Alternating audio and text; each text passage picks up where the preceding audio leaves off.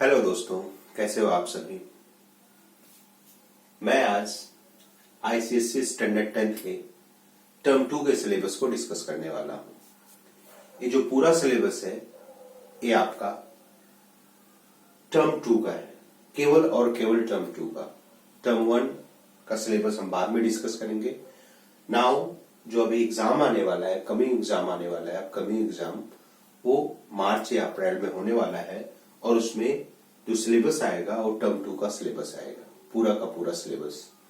अब इसमें क्या होगा कि हमने अलग अलग बनाया हुआ है, name of the unit, chapter name उसमें क्या क्या आते हैं एंड सो ऑन। और रफली मैं आइडिया दे दूंगा कि कितने कितने मार्क्स का कितना क्वेश्चन आएंगे, कितने कितने मार्क्स के क्वेश्चन होंगे एंड सो ऑन। चलिए हम डिस्कस करते हैं आगे। इसमें जो सिलेबस है टर्म 2 का, इसमें जो चैप्टर इंक्लूड किया हुआ है वो बहुत ही शॉर्ट में किया हुआ है। Like we have only 6 chapters are there, केवल 6 चैप्टर्स को चुना हुआ है। अब उस चैप्टर्स में सबसे पहले अलजेब्रा वाला पार्ट। अलजेब्रा में क्या चुना हुआ है? अलजेब्रा में कोऑर्डिनेट ज्योमेट्री को सेलेक्ट किया हुआ है। अब कोऑर्डिनेट ज्योमेट्री में क्या आते हैं? कोऑर्डिनेट ज्योमेट्री में आपका आ जाएगा सबसे पहले डिस्टेंस फॉर्मूला,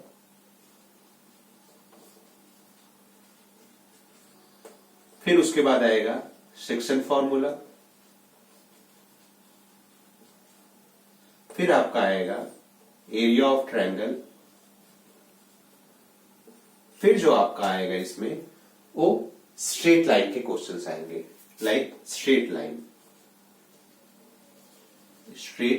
लाइन के क्वेश्चंस आएंगे।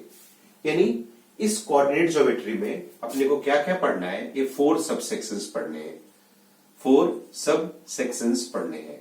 एक डिस्टेंस फॉर्मूला वाले पूरा सेक्शन पढ़ना है, एक सिंपल सा फॉर्मूला होता है उसी पे बेस्ड क्वेश्चन आता है, दूसरा सेक्शन फॉर्मूला होता है, तीसरा एरिया ऑफ ट्रायंगल होता है और चौथा जो होता है वो स्ट्रेट लाइन का क्वेश्चंस होते हैं। स्ट्रेट फॉरवर्ड क्वेश्चन होते हैं, कोई घुमा फिरा के क्वेश्चंस नहीं आता है, सिंपल क्वेश्चन आता है। अब दूसरी बात आ गई ज्योमेट्री में क्या पढ़ना है। ये ज्योमेट्री वाला सिर्फ और सिर्फ सर्कल को पढ़ना है। ज्योमेट्री में सर्कल में लगभग 2 थ्योरम है,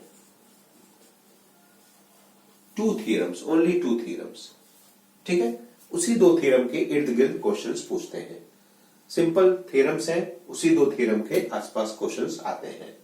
तीसरा जो इंपॉर्टेंट आता है, इंपॉर्टेंट कहेंगे और थोड़ा सा लेंदी भी कह सकते हैं, वो मेंसुरेशन का आता है। मेंसुरेशन में पूरा का पूरा कंप्लीट यूनिट पढ़ना है। उस कंप्लीट यूनिट में क्या हो सकता है? आपका सॉलिड्स हो सकते हैं। सॉलिड में क्या क्या आ जाएगा? आपका क्यूबॉइड आ जाएगा, क्यूब आ जाएगा, देन आफ्टर आपका सिलेंडर आ जाएगा, कोन आ जाएगा, स्फीयर आ जाएगा, हेमिस्फीयर आ जाएगा, बहुत सारी चीजें हैं। लेकिन मैं उसको आपको एकदम शॉर्ट वे में पढ़ाऊंगा, जो एग्जाम में आते हैं उसी टाइप के क्वेश्चंस आपको मैं करवाने की कोशिश करूंगा।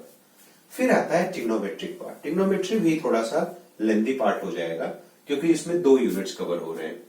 इसमें एक ट्रिग्नोमेट्रिक रेशियोज एंड आइडेंटिटी वाला चैप्टर्स है, दूसरा आपका हाइट एंड डिस्टेंस वाला है। ट्रिग्नोमेट्रिक रेशियोज एंड आइडेंटिटीज में क्या आएगा कि साइन मतलब 30 डिग्री का वैल्यू क्या होगा, जो भी ट्रिग्नोमेट्रिक रेशियो है, sine theta, cos theta, tan theta. फिर 45 डिग्री का क्या वैल्यू होगा, 60 डिग्रीज का क्या वैल्यू होगा, 90 डिग्रीज के क्या वैल्यू होंगे। ये सारी वैल्यूज आएंगे, उसमें ट्रिग्नोमेट्रिक रेशियोज में आएंगे। और हमारे पास 3 बेसिक आइडेंटिटीज हैं, उन तीनों बेसिक आइडेंटिटीज से रिलेटेड क्वेश्चंस आएंगे। वो प्रूफ दैट वाले क्वेश्चंस होंगे। किस टाइप के क्वेश्चंस होंगे? प्रूफ दैट वाले क्वेश्चंस होंगे, जो कि आप अगर लगातार 20 प्रॉब्लम्स कर लेते हो तो उन्हीं 20 प्रॉब्लम में से कोई ना कोई इधर उधर करके प्रॉब्लम्स आ जाते हैं। फिर आता है height and distance. Height and distance में एक ही पैटर्न पे प्रॉब्लम आते हैं, एक ही पैटर्न है। अगर आपने 10 to 15 प्रॉब्लम इसमें से हाइट एंड डिस्टेंस से प्रैक्टिस कर लिया तो उसके बाहर क्वेश्चंस नहीं आना है बोर्ड में, इट्स माय गारंटी। लाइक आपने 15 प्रॉब्लम प्रैक्टिस करना है आपको हाइट एंड डिस्टेंस से, उसी 15 प्रॉब्लम से रिलेटेड चीजें आ जाती हैं। लाइक एक आदमी है, जमीन से किसी बिल्डिंग को देख रहा है, या कोई बिल्डिंग से किसी जमीन पे गाड़ी आ रही है उसको देख रहा है, या रिवर है उसके 2 साइड हैं, उन्होंने एक दूसरे को देखना है, एंड सो ऑन। इसी टाइप के प्रॉब्लम्स होते हैं इसमें। लाइक हाइट एंड डिस्टेंस का फिक्स पहले से ही प्रॉब्लम फिक्स होता है कि इसी टाइप का प्रॉब्लम आएगा। फिर आता है स्टैटिस्टिक पोर्शन। स्टैटिस्टिक पे क्या आता है, पूरा का पूरा यूनिट आएगा, इसमें हिस्टोग्राम आएगा, मीन आएगा, मीडियन आएगा, मोड आएगा, ओजाइब आएगा और क्वार्टाइल आएगा। ठीक है, अब हिस्टोग्राम पूरा का पूरा ग्राफिकल हो गया। मीन में तीन फॉर्मूले हैं, मीडियन में भी एक फॉर्मूला है, मोड में भी एक फॉर्मूला है, ओजाइब, क्वार्टाइल। ठीक है, इन सब में फॉर्मूले बेस्ड क्वेश्चंस आते हैं, कभी कभी अननोन की वैल्यू फाइंड आउट करने को आ जाती है। ठीक है, फिर आता है लास्ट का यूनिट प्रोबेबिलिटी। प्रोबेबिलिटी एकदम इजी चैप्टर है, इसको इजी चैप्टर मानता हूं। अब मैं इसको कैटेगराइज करता हूं कि कौन कौन सा इजी है, कौन कौन सा मीडियम है, कौन कौन सा डिफिकल्ट है। तो मैं इजी को ई से डिनोट करूंगा, मीडियम को एम से डिनोट करूंगा और डिफिकल्ट को डी से डिनोट करूंगा। जो अलजेब्रा वाला पोर्शन है ये मीडियम है, एम से डिनोट कर रहा हूं। ज्योमेट्री वाला पोर्शन है ये भी हमारा मीडियम में आ जाएगा। ठीक है, आप इसको इजी भी मान सकते हो, मीडियम भी मान सकते हो। मेंसुरेशन वाला जो चैप्टर है, पूरा का पूरा जो यूनिट है, इसको अगर आप स्ट्रेटेजी के साथ करते हो तो ये मीडियम में आता है, अगर आप डिटेल में जाओगे तो ये डिफिकल्ट में आ जाएगा, डिफिकल्ट में। फिर आता है ट्रिग्नोमेट्री वाला पोर्शन। ट्रिग्नोमेट्री में भाई प्रैक्टिस करनी पड़ेगी, अगर प्रैक्टिस नहीं करते हो तो फिर वहां पे कुछ भी समझ में नहीं आएगा।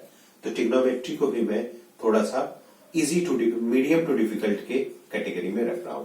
मीडियम टू डिफिकल्ट, अगर आपने ज्यादा प्रैक्टिस कर लिया, जैसे मैंने बताया कि प्रूव दैट वाले 15 से 20 क्वेश्चंस कर लिए, हाइट एंड डिस्टेंस से 15 से 20 क्वेश्चंस कर लिए, तो आपको एक मीडियम में आएगा। अगर आपको वैल्यू ही नहीं याद हो रही है, वो आइडेंटिटी ही नहीं याद हो रही है, तो आपके लिए पक्का से पक्का डिफिकल्ट पड़ेगा, 100% डिफिकल्ट पड़ेगा। फिर बात आती है स्टैटिस्टिक। स्टैटिस्टिक को मैं मीडियम में डालता हूं और हमारी प्रोबेबिलिटी जो है वो इजी वाला पोर्शन है। दैट मीन्स स्टैटिस्टिक पूरा का पूरा फॉर्मूला बेस्ड क्वेश्चन है, तो इसको भी आप इजी पोर्शन में ही डालो ना। ठीक है, इजी। और बाकी केवल आपको बाकी सभी के सभी चैप्टर्स ये मीडियम कैटेगरी के हैं। दैट मीन्स अगर आप 30 डेज ही लेके चलते हो, 30 डेज 30 दिन लेके चलते हो, 30 डेज, और इस 30 डेज में डेली आप 1.5 आवर्स देते हो मैथ्स को, या 2 आवर, 1.5 आवर्स से लेके 2 आवर्स तक, तो 101% गारंटी है कि आपको 90% मार्क्स मिल जाएंगे। आपको 90% मार्क्स मिलेंगे, 101%, इसमें कोई दो राय नहीं है। मिनिमम आपको इतने मार्क्स मिलेंगे। अगर अभी तक भी आपने कुछ नहीं किया हुआ है, तो भी आपको 100% 90% मार्क्स मिल जाएंगे। ठीक है, फाइन, बशर्ते आपको 1.5 से 2 घंटे डेली देने पड़ेंगे। ठीक है, और ये 30 डेज आपको देने हैं। लाइक अभी से, अगर अभी आपने स्टार्ट नहीं किया है तो अभी से आप लग जाओ। डेली हमारी लेक्चर्स होंगी और लेक्चर की आपको रिकॉर्डेड वीडियो मिल जाएंगे, और कोई लाइव लेक्चर नहीं होगा, रिकॉर्डेड वीडियो ही रहेगा मोस्ट प्रोबेबली। और हम किसी पर्टिकुलर टॉपिक को लेंगे और उसके near about 15 to 20 questions discuss करेंगे। अब उस 15 to 20 क्वेश्चन ऐसे क्वेश्चंस होंगे जो एग्जाम में 100% आने के चांसेस है, 90 to 100% चांसेस होते हैं। और उस क्वेश्चंस को नहीं सॉल्व करेंगे, उसके पीछे की थ्योरीज को भी हम देखेंगे, एंड देन आफ्टर फिर उसको डिटेल में सॉल्व करेंगे। सबसे पहले हम कोऑर्डिनेट ज्योमेट्री से स्टार्ट करेंगे। पहला हम कोऑर्डिनेट ज्योमेट्री करेंगे इसको फर्स्ट, देन आफ्टर हम मेंसुरेशन वाला पोर्शन करेंगे, देन आफ्टर हम ट्रिग्नोमेट्री का पोर्शन करेंगे, फिर स्टैटिस्टिक, एंड लास्ट में प्रोबेबिलिटी, और सबसे लास्ट में हम सर्कल को करेंगे। क्योंकि सर्कल आपका, जैसे आप स्टार्टिंग में भी कर लोगे तो 2 थ्योरी में थोड़ी प्रैक्टिस करनी पड़ेगी उसमें, तो सबसे लास्ट में हम सर्कल को लेंगे। क्योंकि जो इंपॉर्टेंट स्कोरिंग वाले पोर्शन है, स्कोरिंग वाले चैप्टर्स है, उसको पहले करने की कोशिश करेंगे। ठीक है, तो this is all for term 2 syllabus. और फिर कल से हम इस पूरे सिलेबस के एक एक चैप्टर को हम एक एक करके डिस्कस करने की कोशिश करेंगे। ओके, तो this is all for today's. Thank you so much for watching. Thanks a lot.